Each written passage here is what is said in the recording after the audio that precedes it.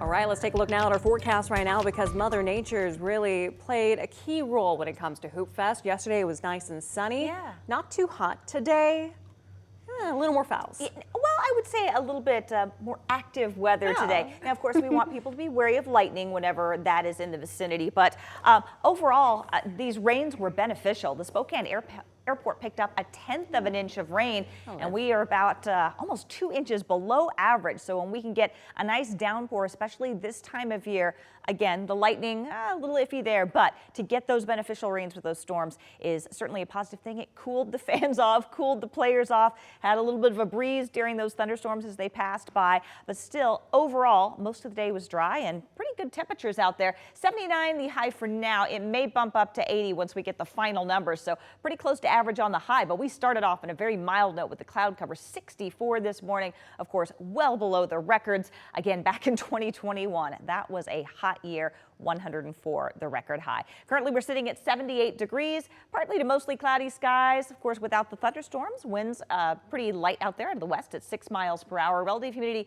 37%. That percentage might look pretty low, but because of the rain and that added moisture in the air, our dew point is now up to 50. So with some of that moisture evaporating when the sun comes back out, it might start to feel just a tinge on the muggy side out there, at least for the last couple of hours of the evening. Partly cloudy skies expected tomorrow. We will see some additional mountain showers for the most part.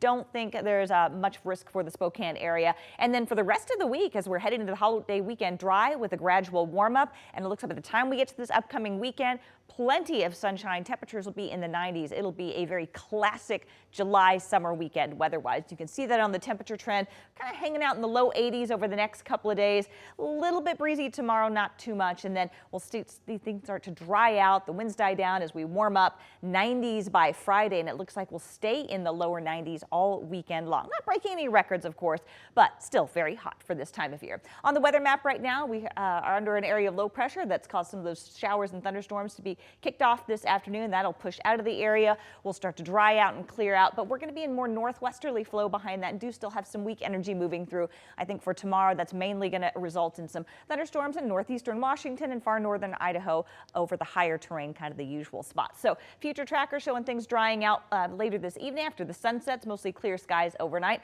Partly cloudy tomorrow with a few pop-up showers, mainly in the higher terrain up north, and then that'll clear out. And then by Tuesday, a few isolated storms in the farthest counties in North Idaho and Northwest Montana. And then for the rest of the week, we're looking pretty dry. Highs tomorrow, mid to upper 80s, lower 80s and upper 70s in far eastern Washington and North Idaho, and mid 70s to lower 80s across the rest of the region as we head into the holiday weekend. Very typical summer weather, hot, dry, headed back up into the 90s.